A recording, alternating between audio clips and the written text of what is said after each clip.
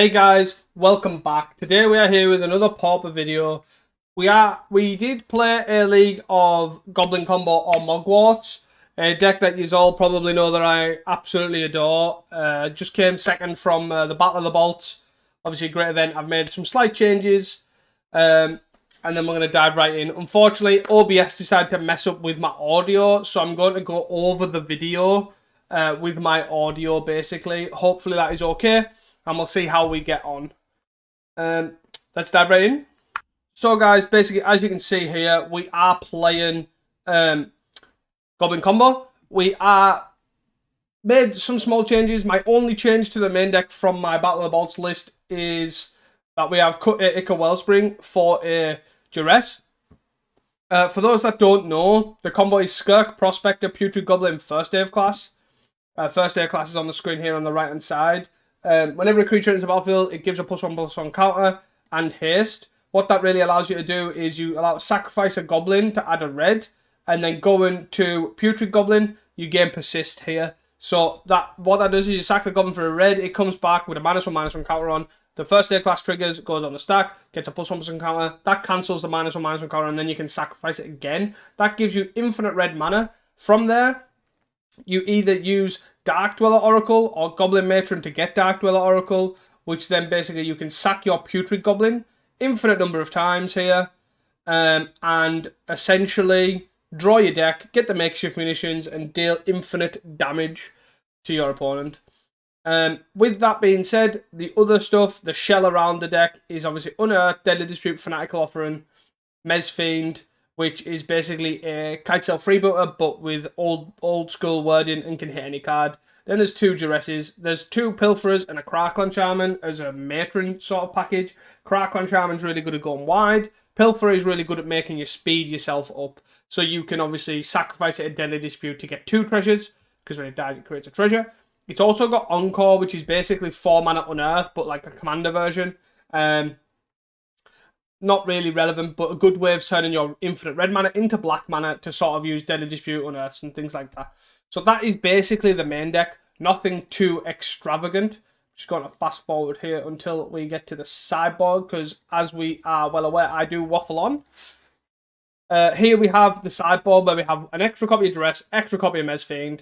They are for the matchups that they needed. Some creature-heavy matchups where Mezfiend's good. Some spell-heavy matchups where Duress is good. We have 2 Gorilla Shamans, which are great against Affinity, Black-Red Madness, potentially even the Mirror.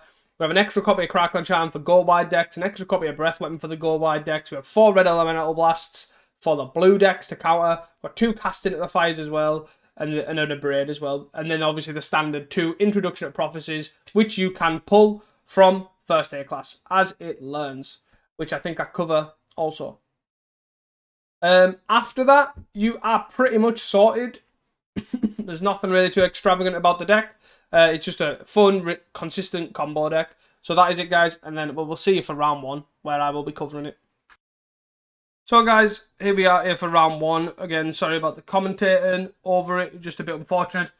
This hand, as you can see here, is pretty keepable. Bit slow. Hopefully we weren't. I'm saying here that hopefully we're not against mono red, and lo and behold, we're against mono red.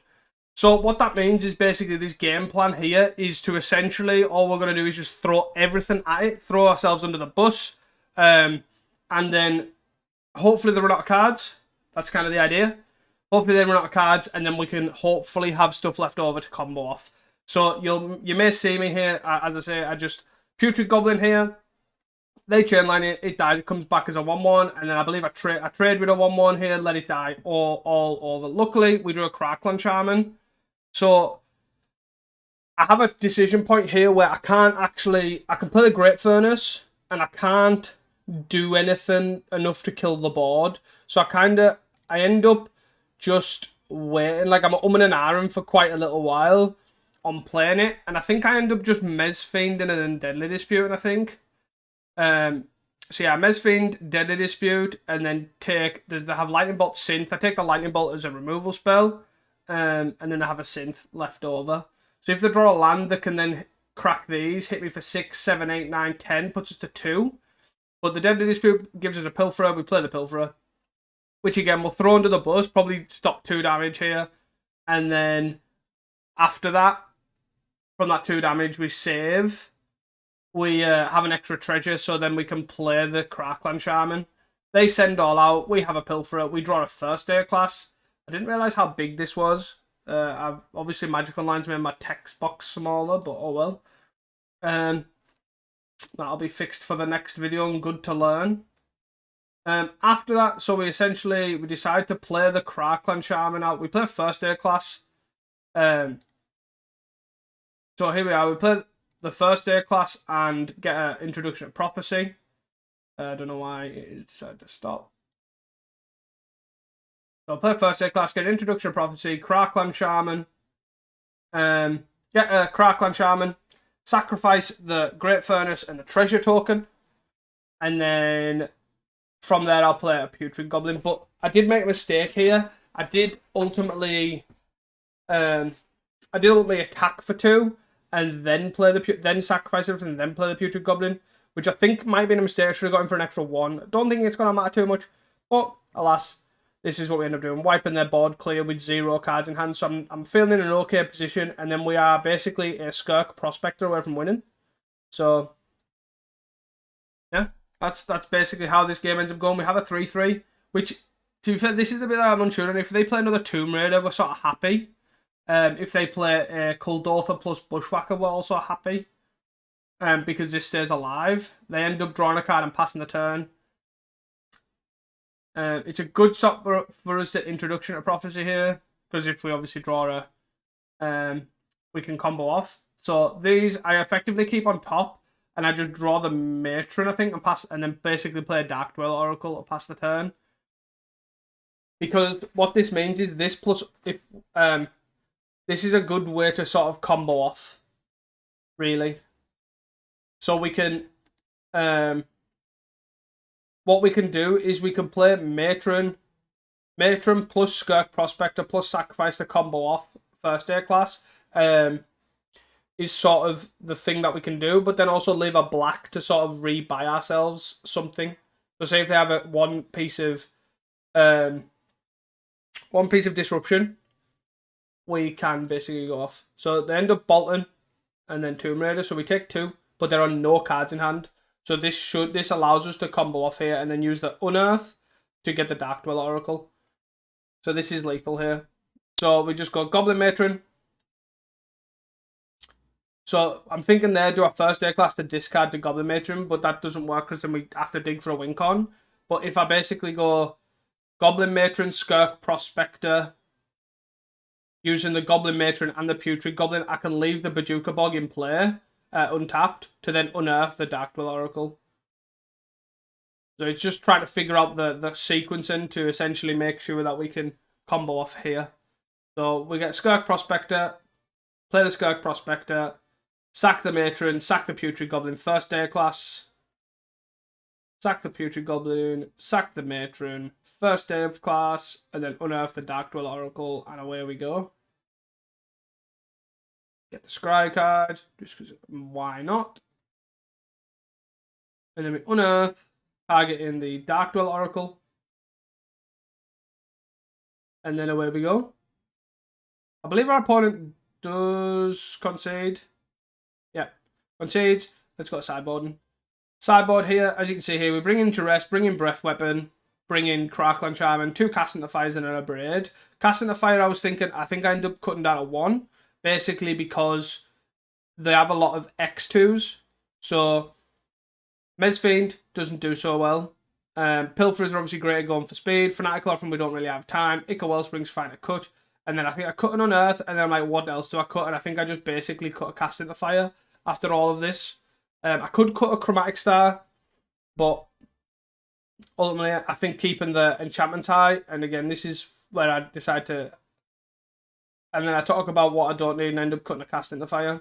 The only reason Cast into Fire is quite good is obviously for Relic, but managed to win game 1, which is also good for us. And then I think I just call it a day there. So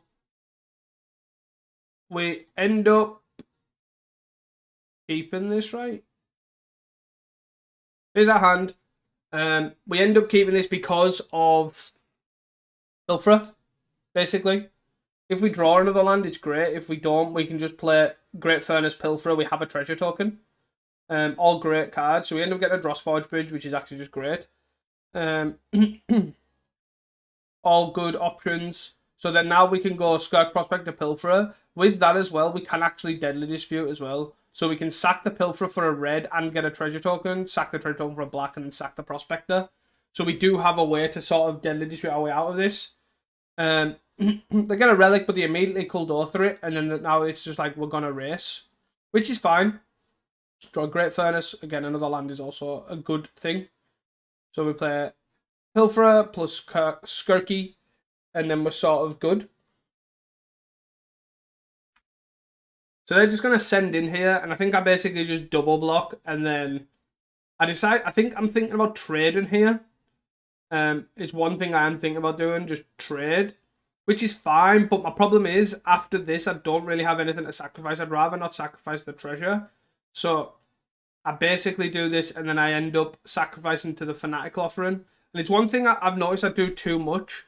When I'm close, so here, I'm in a close situation to actually combo in.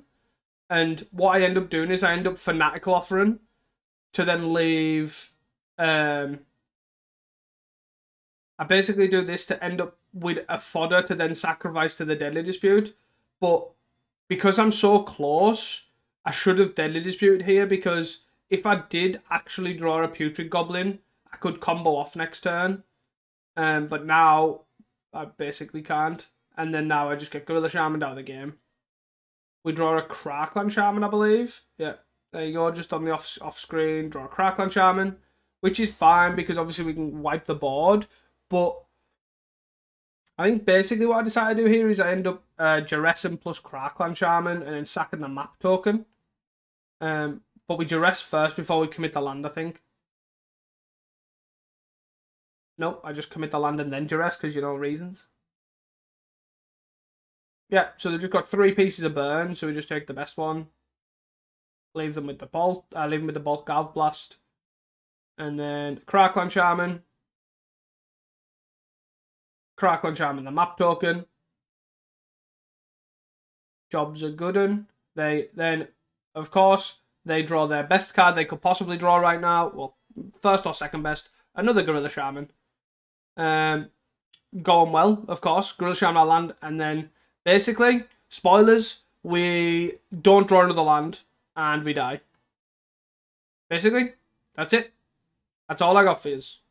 So, skipping the turn, they've just got more stuff. We have a Duress, which gets rid of their last bolt, which does nothing. And then they just keep drawing dudes and killers. So we got a next game. We obviously keep a 2-lander with a Putrid Goblin and no artifact interaction. We are there in terms of the combo. Basically, we have the combo here. We just need to get the 3rd mana to the Matron to obviously end up casting it or on an Earth. I was a bit nervous about the Relic. I'm unsure here. I probably should have played the Putrid Goblin, but I think I ended up leading on the Star Pass, effectively. And that was kind of the idea. Because I think Star lets us Deadly Dispute better. So they play Kuldotha on the implement. This video thing, editing 30 seconds ahead, is actually quite annoying because it skips quite a lot. But here we are. We are here. They are Goblin tokens, and they're sort of durdle a bit. Don't do too much. They play a guy past the turn, and then we draw another land. Which again is another reason why if we drew an untapped land here, we could have Putrid Goblin, because then now we could have just Chromatic Starred and then Deadly Dispute for the turn. But now we have this awkward scenario where we've got to lose the treasure to Putrid Goblin. This is my attempt at learning from my mistakes of last time. But I also then sequenced a bit wrong because I played a land where I could have, if I just passed, I could have used the treasure to play the Duress and then played the Carnarium, which then give us a lot more mana. But we're just throwing stuff to the wolves here, just to sort of see what happens. Again, the game plan is basically throw stuff in front of their guys, and hopefully that works for the best. But this, playing the Putrid Goblin, not playing Putrid Goblin on 2 this was the reason why I didn't do it. Was effectively I didn't want to get Bolt plus Relic because it was the only card in the graveyard, so he could have been exiled, which is just much worse. Naturally drawing a Putrid Goblin here is good as well, because 2 Putrid Goblins beats Relic. So we play Matron. Matron's here to get Skirk Prospector. We could get Crackland Shaman, but we ultimately decide to get Skirk Prospector because we're on 20. We are really close to killing them. Doesn't really matter as long as we don't bounce the bog here, and then we don't attack. Fairly straightforward stuff. Do relic-y things we don't really care about too much. So they've exiled both cards, which is, you know, whatever, the bolted end of turn, and then so we just throw these to the wolves, get some dudes, get some stuff in the bin, and then I think we matron here with 5 cards in hand. I think I like to leave. I'm happy to leave the duress for a little while. So we kind of just want to play a matron, play a putrid. I think I might either do that or fanatical offerings, probably where I'm thinking, depending on what we draw. But I think matron into putrid's probably fine. Matron into fanatical offerings also fine. Matron, we drew another Skirk Prospector. So we can matron into, we could even matron into Crackland Shaman, but again, we don't have, what do we not have? We don't have many artifacts. We don't have any artifacts in play. So doing that is pretty pointless. I think I want to hold up Fanatical Offering here, because a natural land here is potentially lethal. 2, 2, 1. Was my thought process. But I believe it's a really interesting point here, because if we draw an untapped land, we have the mana to go Putrid, Skirk Prospector, first air class without the matron in play. But the matron's also mana, so it very much depends on what they do here. If they go incredibly wide, like they go land, Kuldotha, Bushwhacker, like obviously we're in that situation where we would block. So we're kind of hoping that they crack this and don't find another land, because Relic doesn't work. So Relic it exiles, it doesn't sacrifice, so you don't trigger the Blast Runners. So they've triggered here. So because the 3/2s are unblockable for my 1/1 Goblin, because of that, I end up deciding not to block to save 1 damage. So we got 10 instead of 11, which is totally fine. And it's kind of what I'm talking about here, is because it's an extra mana. If they find a land, you know, whatever, we might not be able to combo off. But then if I draw a land here, I have enough to combo off as well as duress. And here you find we do find a mountain. So then we lead on duress. It takes a while. I'm counting it out. So Carnarium plus Putrid plus Skirk Prospector, sack the matron, sack the Putrid, first air class. So we're duressing. We're hoping they only have 1 piece of interaction and a bunch of creatures in play, and it turns out to be the case. So I have a bunch of creatures that are irrelevant. So the reason you still play 2 Putrids is basically it beats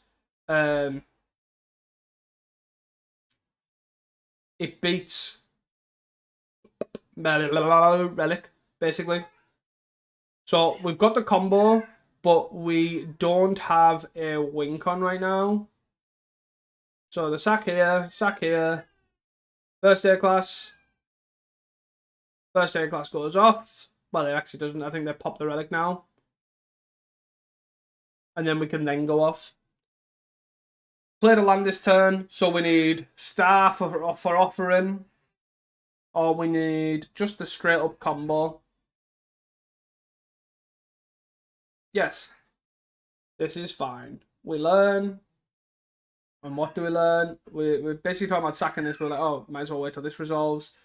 Then we go down. Start comboing. Combo.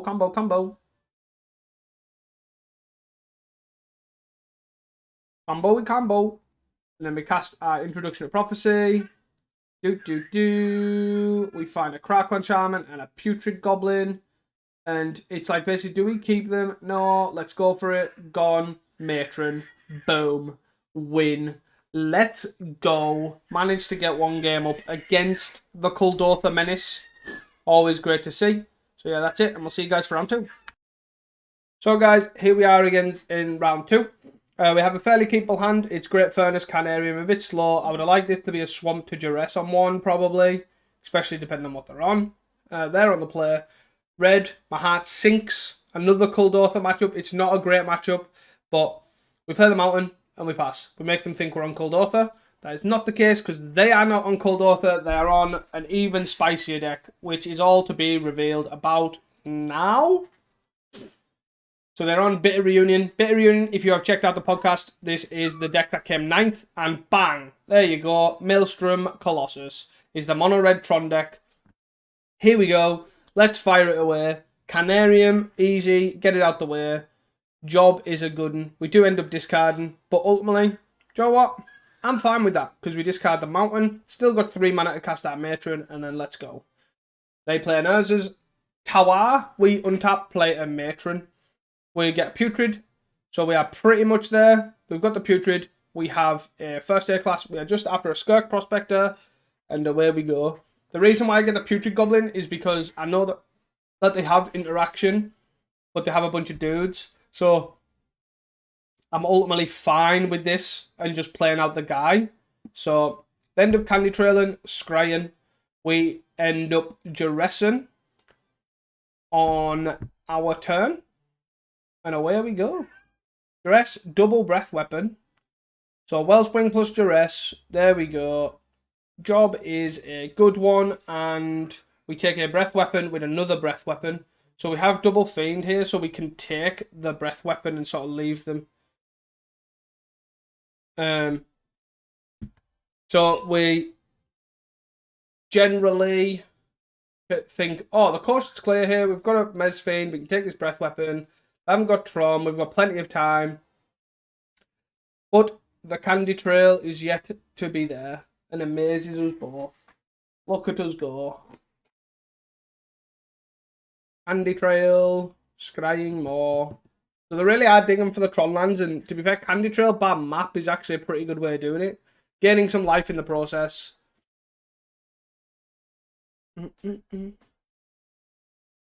We draw on Earth. It's a pretty good one, especially with this Matron. So it allows us to get the Skirk Prospector. So with Fanatical offering this to then potentially look at unearthing it. Again, another mistake that I see to make here is that if I picked the Deadly Dispute, we actually could have probably comboed there. Especially if we drew an untap land.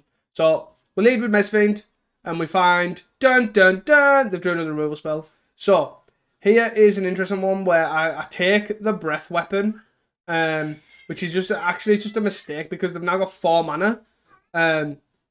So basically, they will end of turn cast the other removal spell to then kill the guy, pretty much. But this allows them to kill a guy and draw a card, which is why I shouldn't have took it. I should have took the Sprite, because then at least they can breath weapon and then they don't have their Candy Trail sacked. But alas, it is all good. So they untap the map for a power plant. They're getting closer to Tron. And then, yeah.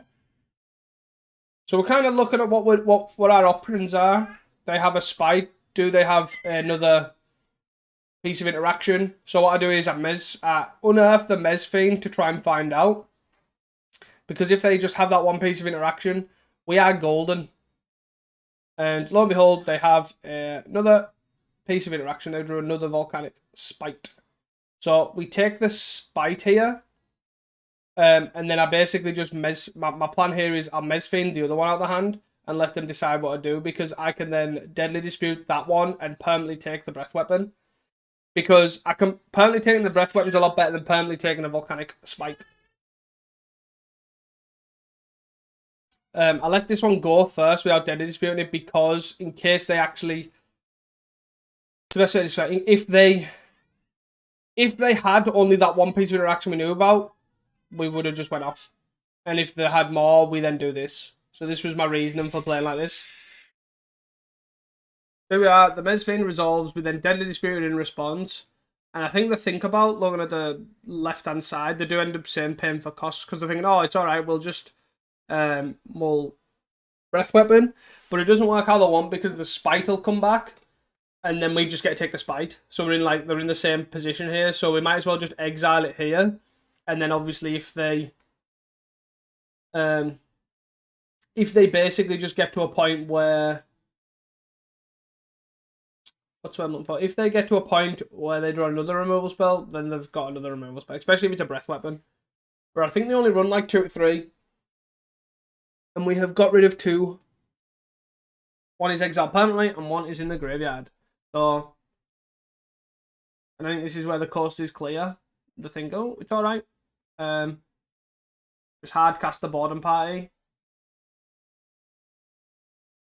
Bit of reunion. Bit of reunion. And I think they discard the self-assembler here to draw 2 unknowns. So the worry is obviously if they get a mountain. If they go mountain bolt, it's sort of like a worry for us. But I don't think that's exactly what happens. So we let this go. That's fine. Take the 6. I'm going to play a power plant or something. They do not. Deadly Dispute end of turn, because you might as well, you get to keep the treasure. We have triple first air class, and let the combo commence. So we got first air, Skirky, sack, first air, and then away we go. We are digging, but we have basically a lot of black sources and a lot of combo potential, so we're just digging here. That's an Introduction to Prophecy. Here, because I have a lot of black mana, I do keep the Wellspring. I generally don't, but because we've got the black, you might as well, really. It's a better card. You see an extra card with it because you have the Deadly Dispute. But anyways, it didn't matter. We found the Dark Dweller Oracle, and away we go, and we combo.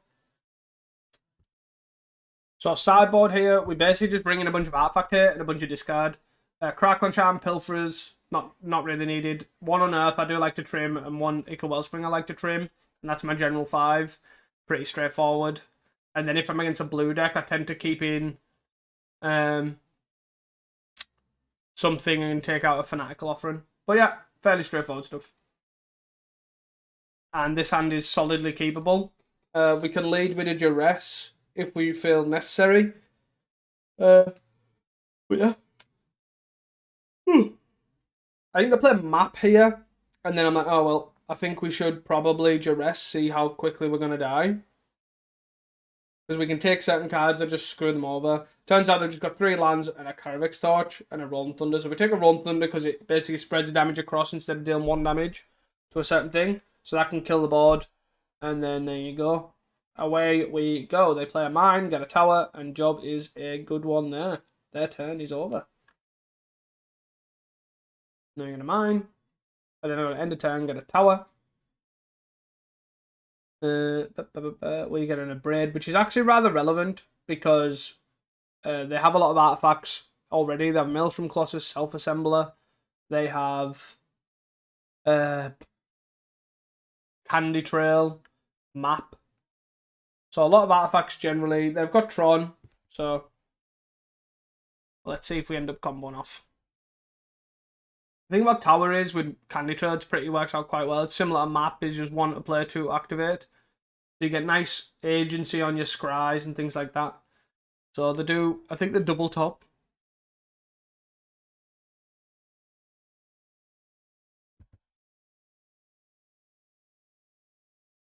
We draw a Mountain here, just another land's generally good. We play the Vault just because they know about it.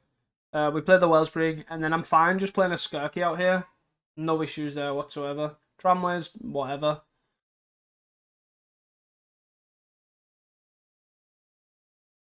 But this is just less mana for us to combo. They don't have any cards here. But I do think they basically just go really hard.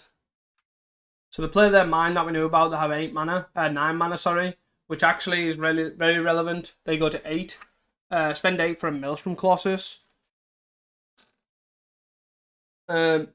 Get a bit of reunion, which again is very relevant because they've got 1 mana now left over to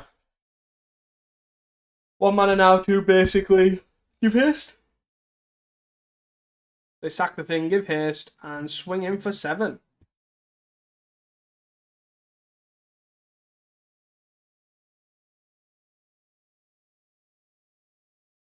Um,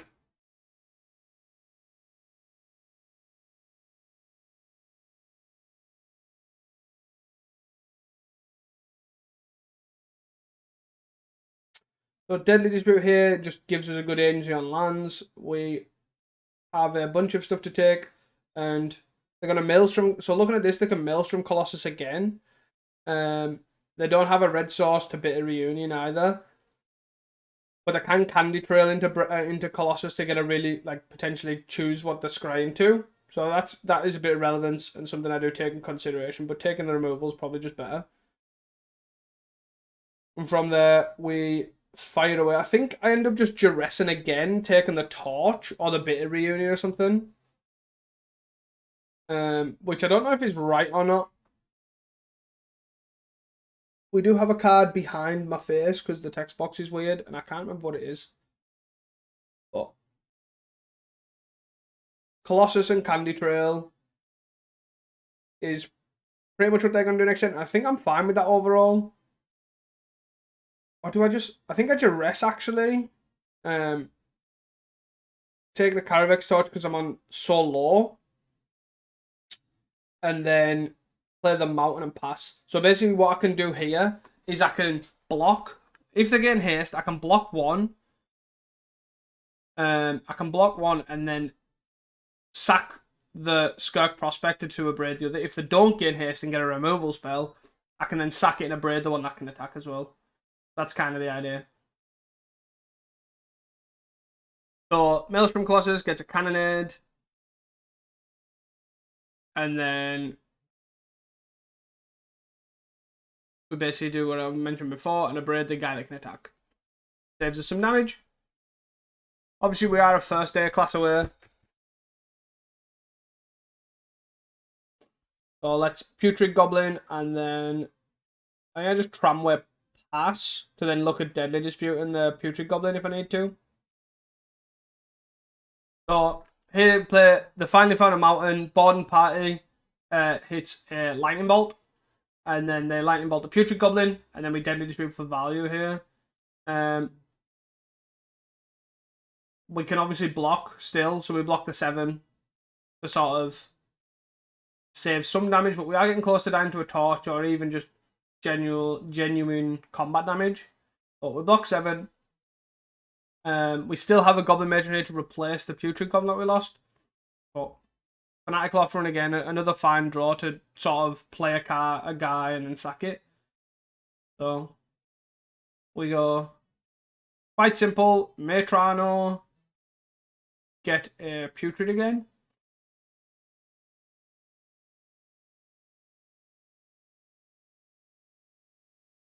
Bit Umnanaran, but get a Putrid again.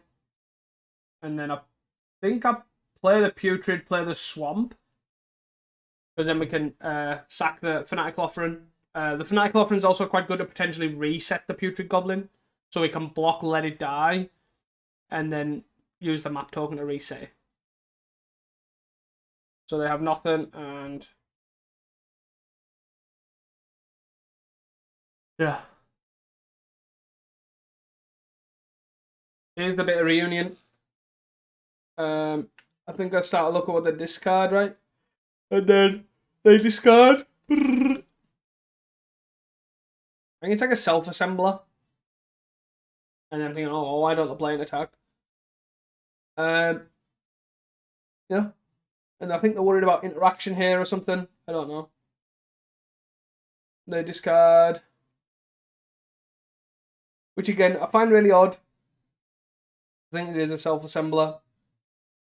What the plan is here, because 3, 4, 5, 6, 7, 8, because they can actually just play a Maelstrom Colossus here. But they play a Relic, which I'm like, oh no, not a Relic. Not a Relic. And this is where I'm the luckiest person alive, I think. Because I block. Block. I'm thinking, oh, do I got a 1 here to save the Putrid Goblin, all that sort of stuff? But no, I take the Fanatical Offering. Let that die. And then I'm like, please don't.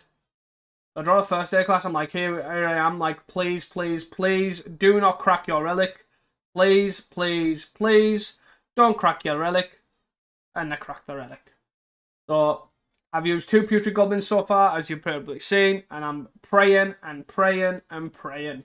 We're dead next turn. We're dead on the backswing. The Cycle and Oliphant. With that extra mana, we have 2 Putrid Goblins in the bin.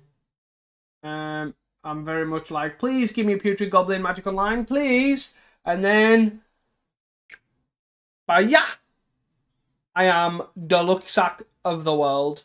And then here we go. So, awkwardly enough, we don't have a win con. We don't have to scry into it. But that means nothing. I also probably misplayed here by playing the thing first. But overall, I don't think it's the end of the world. Because I basically made an extra... I used an extra mana here, which actually is an extra black source. So here we are, comboing off.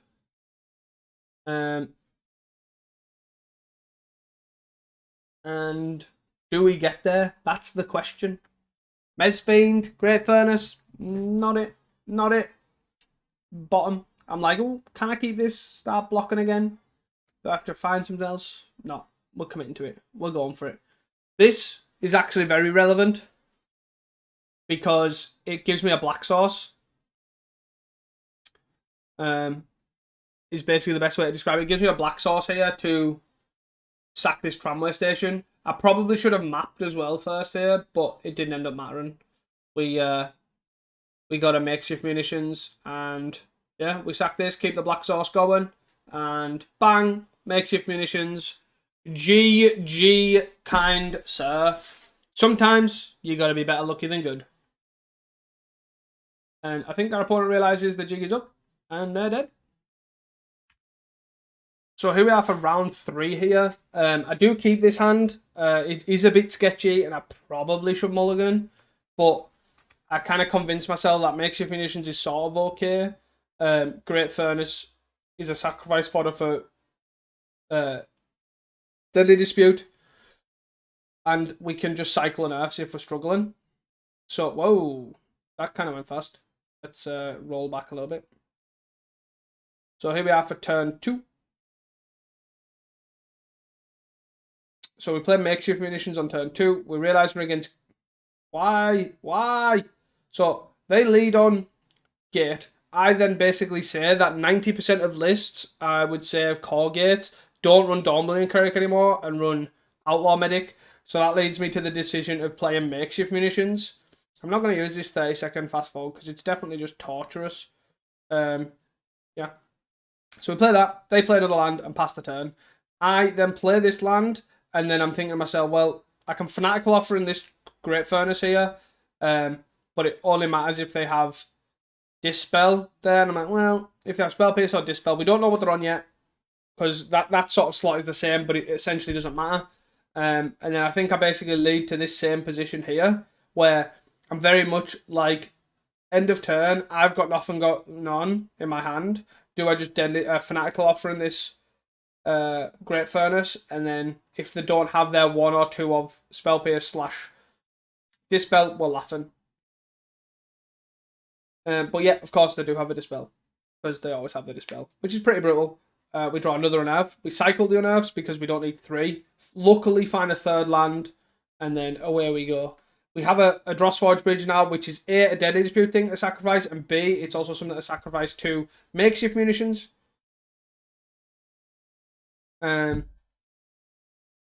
Yeah. Play Squad Hawk, as sort of expected with the deck. They have a Squad A, Squad, reveal 3. And play yet again another tapped land. So we find a Duress, but again, no counter, no creature, which we're still looking for. They've just got basically nothing. A bunch of dudes, no interaction with us, which is good to see. And then that leaves me to basically I think I either Deadly Dispute or Cycle and Unearth. Yeah, Cycle and Unearth, because I want to keep the Drossforge Brood around. We end up with another Deadly Dispute, which doesn't do anything, because again, we haven't got that second, like an artifact fodder to sort of sacrifice. So they have a Basilisk Gate, which we now get rid of. And then I'm thinking, they've got nothing in hand here. They are just going ham. So they start attacking for 6, as expected, puts us on a short clock. But the thing that things me here is that they hold up 2 mana. So they didn't play another threat. They just passed the turn. Okay. So that 1 card in hand is definitely interaction. This is also a good sign for us. We got another land, so it allows us to combo off still. So what I think I end up deciding to do is I end up looking to pass the turn and then Deadly Dispute at the end of turn. I want to keep the Drossforge Bridge around just in case I need to. There you go. So last card in hand, the Unknown was a Lorien revealed. So we know all the contents of their hands. Deadly Dispute. And now we're laughing. We have Goblin Matron, and an Unearth. So that is Putrid, Skirk Prospector, Wincon. And we've got the first aid class in hand. So now we just need to find our window. So we don't have the mana to do so. We don't have any mana available to combo off next turn, because we have to go Matron and then Matron. So that then leaves us with basically casting a Matron. And we're very much just, right, cast a Matron, that's it. And then we can use the Matron for either mana, because we can get a Prospector here. And I'm like, do I get another Matron here? Or do I just get a combo piece? So I decided to get a combo piece, and what I'm going to do is I'm going to throw this Goblin Matron, and I'm thinking, do I do it now or do I do it in their upkeep? But Prismatic Strands is a card, so that ultimately leads me to do it there and then. And it just means I'm definitely not dying next turn. So I could have died to Basilisk Gate plus Prismatic Strands. So I have 6 cards in hand. We know Squadron Hawk, Outlaw Medic, Island. So we know 5 of those cards. Out of the 6, they play a Seagate, keeping the island in hand. Yet again, so we know 5 of those cards. They play an Outlaw Medic. We know 4 of those 5 cards. They then play a Squadron Hawk. We know 3. Basically, we don't know 1 card. And they're yet again leaving the blue open. But basically, because they left the blue open to Lorien revealed and basically showed me they don't have actual interaction, I effectively just say here that I'm just... This is basically, you might as well try and combo. So, we unearth Prospector, Matron. It goes, and then this is basically my window. So, I can Skirk Prospector, play Skirk Prospector. I then play Putrid Goblin, high. And then I sacrifice the Matron, sacrifice the Putrid Goblin, and basically saying, do I go for this? And they're leaving 1 card open, but they've left 2 mana open all the time. So there's no reason for me to believe that this is interaction. So tapping out and untapping out is actually more of a sign it's interaction than sitting there with two cards. So I could have left it until their upkeep, but there's no reason not to. So I decided to combo off there, because what was it with Prismatic Strands. So fairly straightforward stuff here. We're just spawning in Red Elemental Blast, Duress, and I think we're spawning the Cast into Fires as well. Basically just because they're good against X1s, they're good against in case they have relics, and I don't think Mezfiend's very good. I don't think any of the 3 Miser choices are very good either. Standard take a Wellspring out, standard take an Unearth out, and I think I either cut a Fanatical Offering or a Mezfiend, one or the other. So ultimately, I decided to cut the Duress and cut a Fanatical Offering and then rolled it back again. So here we are. We have basically pretty much the combo. We're just waiting for the first aid class, which is fairly standard, to be honest. And that's why I have the draw spells here. Dark Dweller is also pretty good to have access to, because then means we can use a Goblin Matron for other things. I ultimately decided to Duress first. I don't know if that's right, but it was basically because I was scared of TMA, the Modern Age. But ultimately realised they had a 1-land hand, and they kept basically Preordain, Brainstorm to rely on. Didn't matter anyways, because they drew a Lorien revealed. Got a Lorien revealed at Preordain. Jobs are good. Their mana is sort of set up at that point. And away we go. Our turn is fairly straightforward. I think I just play Chromatic Star into Carnarium. That makes it a lot easier than just playing out a Prospector. So just got to build up some stuffs and things. They cast a Preordain. They have Squadron Hawk, Outlaw Medic, Sacred Cat. This is, I think, rather interesting here because they play the Squadron Hawk. So we get rid of this Squadron Hawk, and then they only get 2 Squadron Hawks. So they have 4 cards in hand. They could easily have got 3. My face, if you could see the actual camera, is confused. I'm rolling on and thinking, wait. I now know 5 of their 6 cards in hand. There is no reason they wouldn't get the Squadron Hawk, because if they draw a Brainstorm, it makes it so much worse because you can't Squadron Hawk you can't put the other 2 on the bottom and then pick them back up. That doesn't work. So we know that basically 5 of their 6 cards, yet again, just little hand information just by the way they're searching. They then play in such a way that I know they've got something in their last 2 cards, but I also know that the last card's a Squadron Hawk. So they play the Outlaw Medic and then leave a blue open. Fanatical Offering, again, great card to start with. We are basically just digging here for... That's what I'm digging for. I'm digging for a first day class. So we're going to draw 3 cards. Got a Tramway and 2 cards which I can't see. Deadly Dispute and a Mountain. So again, great to have access to because we can just Deadly Dispute the map token if we need to. I'm just going to play Putrid Goblin. No reason not to. If they really want to journey it, they can journey it. I'm not particularly bothered. We have a backup Putrid. So, strange attack, but we end up blocking. We could double block, but I decide against it because there's no reason to throw away the extra mana for basically 0 reason. And give them a card. When I know that they're basically on 3 Squadron Hawks and a Sacred Cat. Another Outlaw Medic. And then again, the holding up basically interaction in some description. So we start the turn off with a Deadly Dispute. The reason I Deadly Dispute the Goblin Matron is so I can get another card if I need to. Basically, I can get another Putrid Goblin, I can get another Skirk Prospector, or even another Matron. It's just better to have it in the graveyard was my thought process as opposed to the extra mana.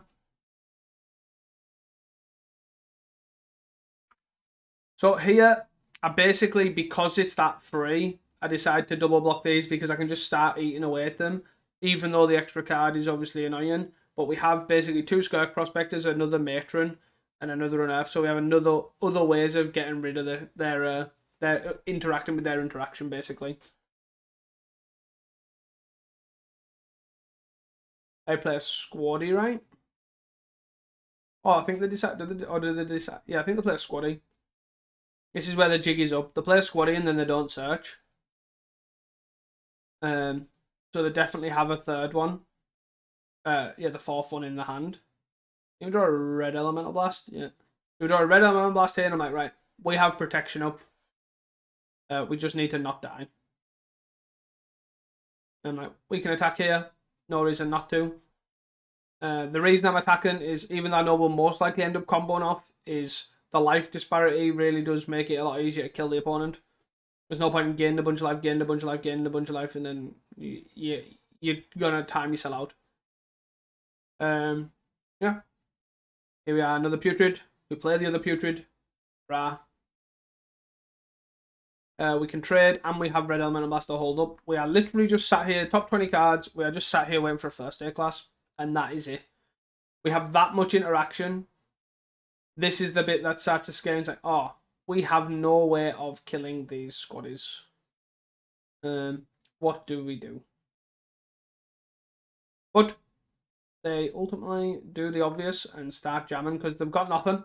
You can tell the way they're playing. They're pretending they've got something, but they don't have anything. Jam and swing. Well, make bigger and swing. Fairly self-explanatory. And they play the Sacred Cat to still hold up their 2 mana interaction. Whatever. So they've got two unknowns, 2 Squadron Hawks. We draw nothing. So what I decide to do here is, because we are on the clock, we're getting clocked a lot, is I decide to play the Dark Dweller and start digging. Because I have a lot of mana here, I can basically go for it. There's no relics, no way of interacting with these putrids right now, so it's very much just, hopefully they don't have their 2 cards and double Hydro, so that the Dark Dweller gets countered. But we do have an Unearth if that's the case. So we sack a Matron because there's no need to lose a counter on the Putrid. And then we find a Makeshift Munitions. And then this is where it gets a bit awkward, because you want to play it, you need to play it because it's an interaction for the Squadron Hawk. But if they have 2 pieces of interaction, we can't combo off with munitions anymore. We have to go the Dark Dweller route. So they have a Blue Mental Blast. We cast this. And unfortunately they have, I believe their second piece of interaction is a Dispel. So there we have it. So that means the Makeshift Munitions is gone, and it's gone for good. But we do have the Dark Dweller, so we can still do the Dark Dweller combo. Yeah. So I sack here because they're tapped out. If I do find a first aid class, I can still combo off. So find a Matron, unfortunate, and then it goes. We just let it go. So they play a land, and they've got Squadron Hawk, nothing. Oh no, they've got Squadron Hawk, sorry. And we basically know that.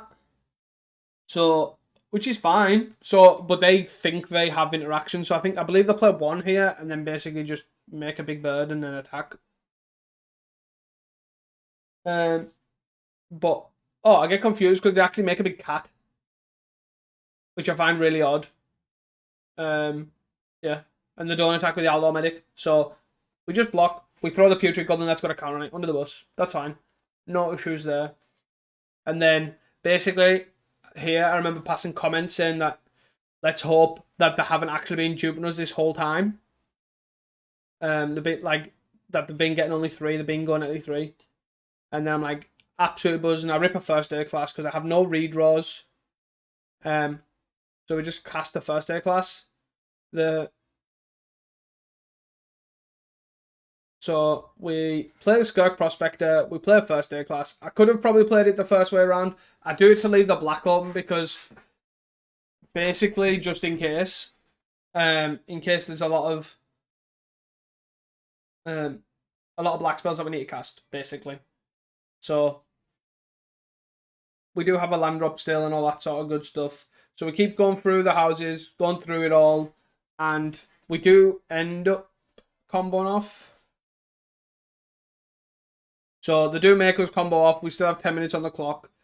We draw through our deck with 8 cards left in our deck. And we have cast 3 first aid classes, as you can see here with the 3 counters on. We cast a bunch of guys. We're going to cast it to fire this. And then we just swing 4 lethals and they concede. Yeah, see you guys for the next one. So here we are for round 4. We can't keep that hand because it was a Carnarium. We can't keep an Olander. Pretty unlucky. We have Swamp plus Carnarium. And then here I'm definitely bottoming the Duress. And I'm definitely bottoming one of them. But it's which one am I bottoming? And I think I end up bottoming the Ichor Wellspring here. Basically just because it's going to interfere more with the potential mana. Because I can basically play Star on 1 and then tap land on 2. And then it's not turn 3 cast on Wellspring. I can then cast the Offering on 3. I need more things to make that happen. So this makes you think, right, they're on walls or they're on walls or they're on elves. At the moment we're unsure. So we will see. 2 mana, Overgrown Battlement comes down, I believe, and then that is the jig is up. They're definitely on walls. So here we're just racing. Just a race. And we're in a multi-5 with no combo pieces really in hand. No creature combo pieces in hand. But it is what it is. We hope we don't get comboed. They play another wall. They tap the wall for 2. And then they play a Wind and Way, luckily. They find an Axebane and a Mnemonic Wall and a Drift of Phantasms.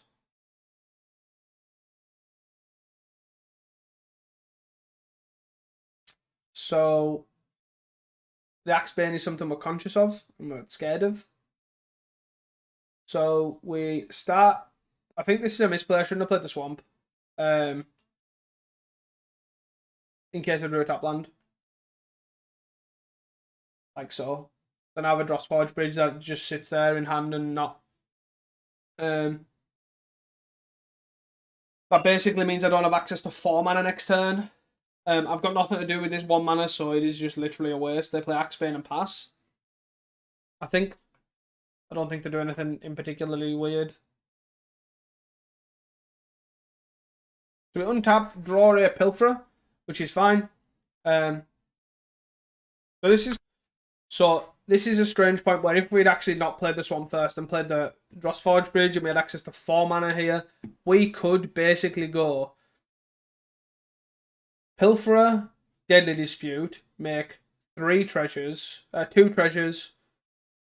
make 2 treasures and have 1 left over with 3. First, that would then leave us with, let's have a look. We then would draw. Mountain and a Deadly Dispute, so I wouldn't really do anything.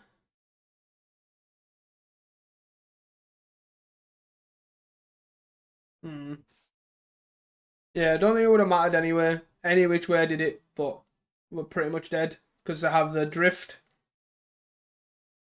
They have Drift for Freed, or they have naturally just... There's another Axebane.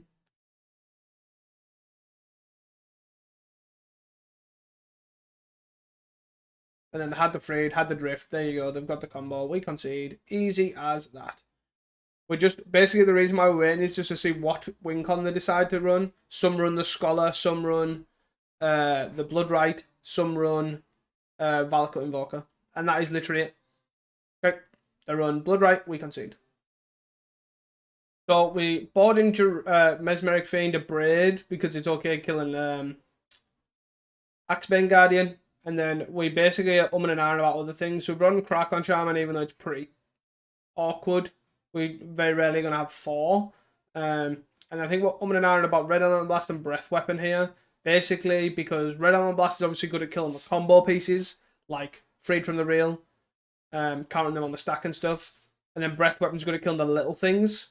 So, little things being like Quirion Ranger, the 1-2, yeah, that sort of thing. And we're basically just racing, is where I'm deciding that. I'm like, do I bring the Duress in? Or do I take the Duresses out? Do I bring in Red Elemental Blast? Do I bring the Fanatical Offering back in? I end up deciding to bring the Fanatical Offering back in. And ahhing about the Breath Weapon and start talking about certain cards that they have and things like that. And ultimately decide to, I think, just send as is. Which I think is a mistake. And it's a matchup that I don't have much experience with. Pretty much my all experiences are... It comes down to Mezfiend, generally. My matchups have come down to play Mezfiend, they concede, generally. Which end up screwing over the hand a bit. But again, this hand's fine. It's a bit slow, but it is fine. And this is where I decide to keep.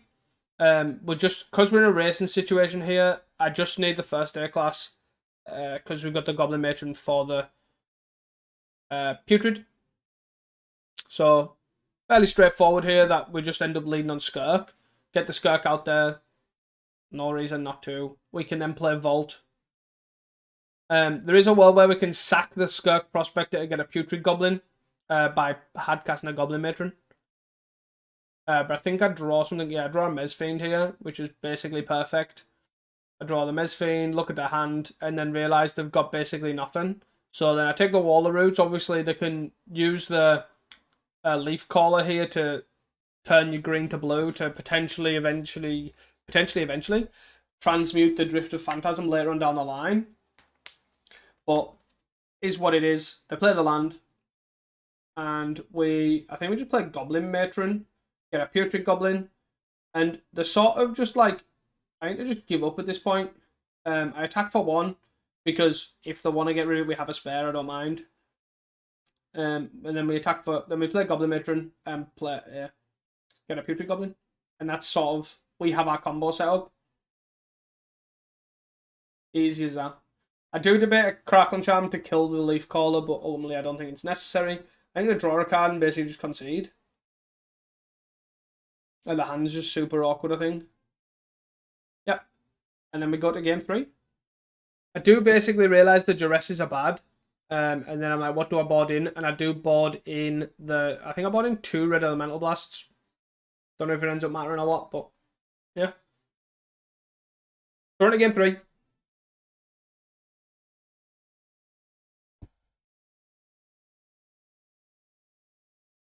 We ultimately can't keep a 1-lander with Pilferer, especially with nothing going on. I think we would just ship this back. Booyah.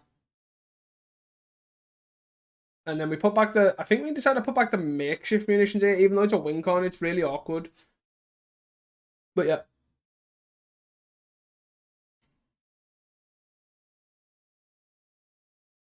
It is an awkward one because it's your win con, but then again, it's also the least important card. So we just got Tramway here to sort of get themselves going. I think they play like an Overgrown Battlement here, yeah. And then we play a Mez Fiend with 3 cards in hand. I remember this like it was yesterday.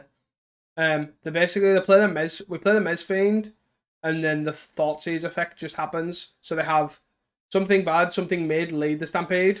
So fairly easy take for lead the Stampede here. So we take lead the Stampede. They've got Caretaker, Mnemonic Walls, so just a bunch of walls, like fairly straightforward stuff. And then bang, here we are. Look what they've drew. Lead the Stampede. The reveal Axebane Guardian and some other stuff. So they're gonna then play the Jasper Sentinel and Overgrown Battlements. Makes the more sense. Just play a bunch of walls. Is what it is.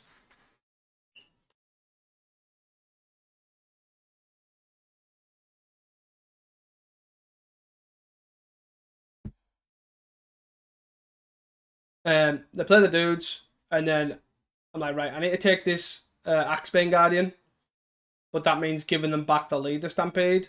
Overall, I'm fine with that. I'd rather them just have, because we already have a weird way against the lead, the Stampede with Mnemonic Wall. I'd rather take their mass amount of colorless mana, colored mana. So I unearth, take the Mez Fiend it back, hit the Axebane Guardian, obviously the lead we knew about. So, and then we bog them. It sort of slows down the fact that they can't double lead next turn. And then we're sort of set up of hopefully they just do nothing. But then, lo and behold, lead the Stampede. And bang, wham, bam, thank you, ma'am. And it hits an Axebane. Another one. Because why wouldn't they? So basically, with Mez Fiend hit the lead, Mez Fiend hit an Axebane Guardian almost. Is sort of where we're at. And then they cast, I think they cast a Mnemonic Wall here. And then cast a lead again. Maybe it was wrong to give them back the lead, the Stampede, but and then just bog the first one, maybe, but unsure because they can just cast this again. So maybe we just keep both leads off is probably the best way forward. But you live and learn. We're sort of just trying to mitigate the color mana, but anyways, they found a drift, so they've got the win con, but they don't. They have the infinite life, but they don't have the win con. And then we draw. We draw first air class. This is a awkward one because we don't have enough mana, so we can play Skirk Prospector, play Putrid Goblin, sack the Putrid Goblin, sack the Skirk, play first air class, and then discard a card. And then if we draw a mountain, we basically combo off, but we have one redraw being the star. And ultimately, because they have the drift, I ultimately decide they have a drift plus an unknown. I ultimately decide to basically go for this. Yeah, that's basically it. That is the fun and deciding. So we can't first day a class first because you don't use the mana from the sacking of the Putrid Goblin. So that's why you have to do it that way around as well. And I found myself in this situation quite a few times against like aggro combo decks, and it's sort of why I think Pilferer shines. So, but this is what we end up doing. We end up getting the Putrid Goblin, sack the Putrid Goblin,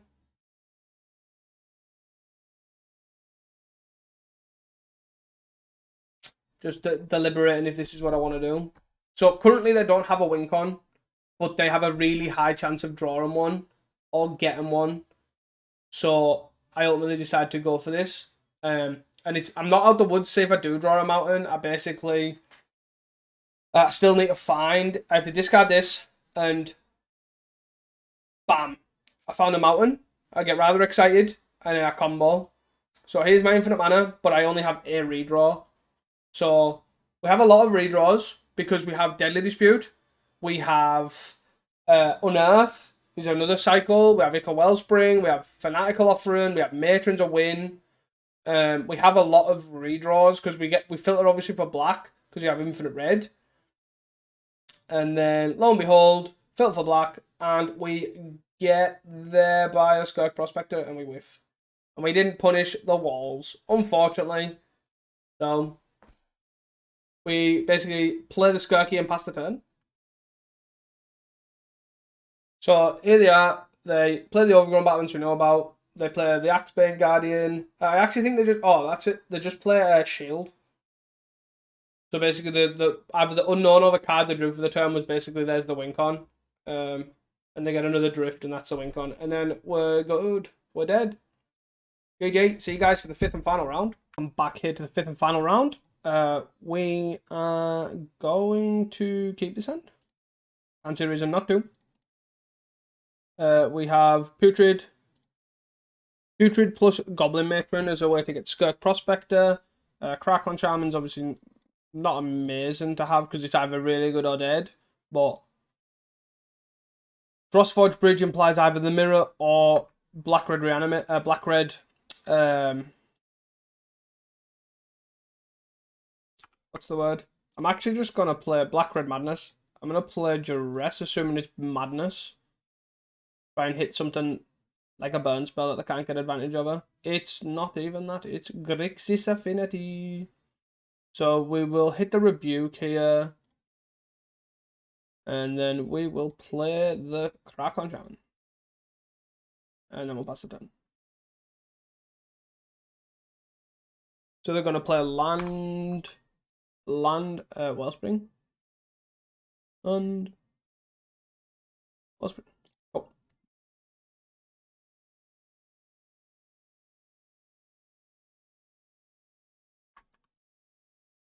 Wellspring. Huh? I would like a land, I'm not gonna lie. But it is what it is. Unearth? That's not good.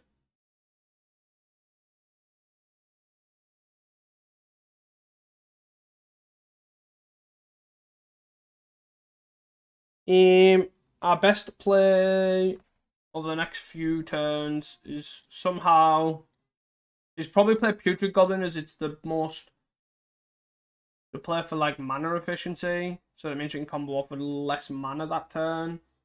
And we can discard the Matron to then unearth it, but with obviously 2 lands in hand, it's 2 lands in play, it's not the best. They're passing the turn. They play the Great Furnace. 1, 2, 3, 4. So they can pay 3 for a Enforcer, which is fine if that's what they want to do. But they have 3 other cards in hand. Wow. So I am actually... Oh, my client is shitting itself currently. So we'll play Putrid Goblin. Doot.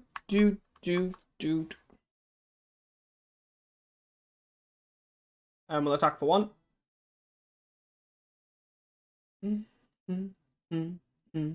Bargain end the turn, I'm assuming. Or did they draw a Deadly Dispute? They drew a Deadly Dispute. Great. Perfect. The reason why Deadly Dispute's so much worse for us is they get to keep artifact parity. So, like, they're on 4 at the end of turn, they Deadly Dispute, they drew 3 cards, and then are still on. So now they're on 5 artifacts, where they would have been on 4. Now they're on 6. So then they can literally play a Mirror Enforcer for 1, then play this Mirror Enforcer for 3, and still have 6 cards in hand. So now they're at the aggro. Can I please not have a bazillion absolute unearths? Please. That would be greatly appreciated. Get out my... Oh, go away. Go absolutely away. is all I have got to say. Jeez Louise. Yeah. So now they've probably got like a bazillion Galv Blasts. I think I'm just going to block one. Actually, I'm not. I'm going to take 8. I'm going to take 8. And the reason is because the Crackling Charm's an additional mana. And then I can also block next turn.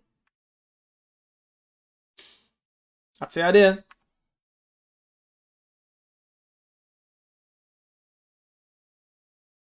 Doot, doot, doot, doot.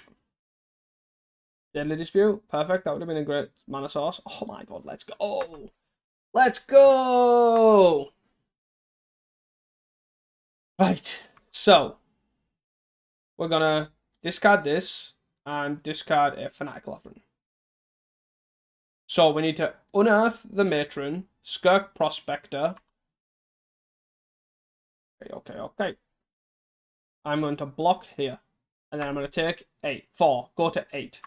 And then we die to double Galv Blast. They only have 1.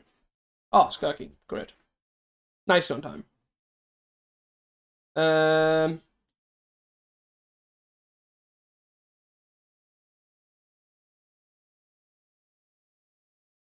Skirky.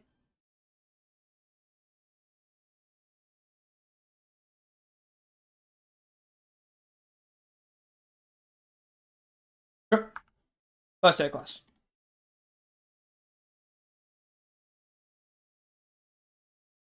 I'm gonna cast my first day of class. They are deadly disputing in response, trying to find a removal spell. They are doing it again to find a removal spell. Do they find a removal spell? That's the question. Or a rebuke. Grab their second rebuke. No! We've got to sack this. Sack it to its own ability, yes. So we need to draw a land here. So we pitch this. Oh!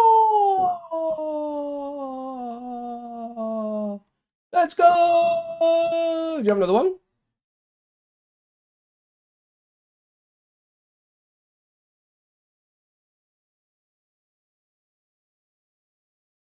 Do you have another? Do you have another? Come on, come on, come on, come on, come on, come on, come on, come on, come on, come on, come on, come on, come on, come on, come on. Let's go, let's go, let's go, let's go, let's go, let's go. No rebuke. Please. No rebuke. No Galv Blast. No nothing. You've got 8 cards of air in your hand. Let's go. Our opponent is deadly bargaining something else. Finally cast this bargain, leaving this up. Oh! Our opponent conceded the match from comboing off. I mean, I'll take that for sure. So another successful 4-1. The deck's strong. Obviously, the walls matchup's literally just a race. We sort of got variants out of that race for sure.